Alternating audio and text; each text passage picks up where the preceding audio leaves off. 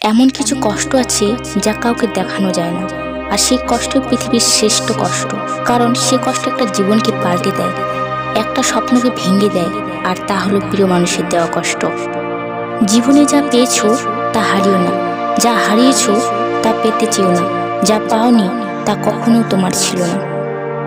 অভিমান বড্ড খারাপ একটা জিনিস, কিছু বলাও যায় না, সহ্য করাও যায় না, কিন্তু ভেতরটাকে কুড়ে কুড়ে খায় আর শুধু নীরবে কাঁদায়।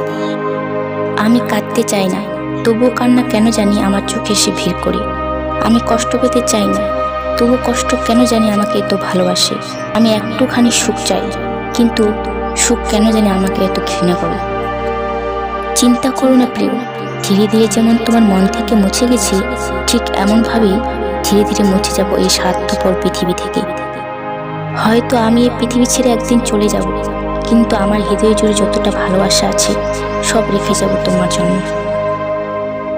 কষ্ট ছাড়া কেউ অশ্রু ঝরাতে পারে না, ভালোবাসা ছাড়া কোনো সম্পর্ক গড়ে তোলা যায় না। জীবনে একটা কথা মনে রাখবেন, কাউকে কাঁদিয়ে নিজের স্বপ্ন সাজানো যায় না। জীবন তো সর্বদাই সরল, তবে আমরা কি সবসময় জটিল বানানোর পিছনে ছুটতে থাকি। মানুষ সম্পর্ক চলাকালীন বুঝতে পারে না, সম্পর্ক ভাঙার পর বুঝতে পারে কাকে কার কতটা প্রয়োজন ছিল। ভালোবাসা বদলায় না, বদলে যায় মানুষগুলো, অনুভূতিরাও হারায় না, হারিয়ে যায় সময়গুলো।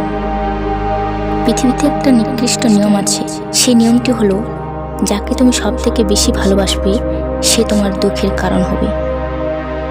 মানুষ তোমাকে প্রয়োজনে মনে রাখবে, প্রয়োজন শেষে তোমার গুরুত্ব হারিয়ে যাবে।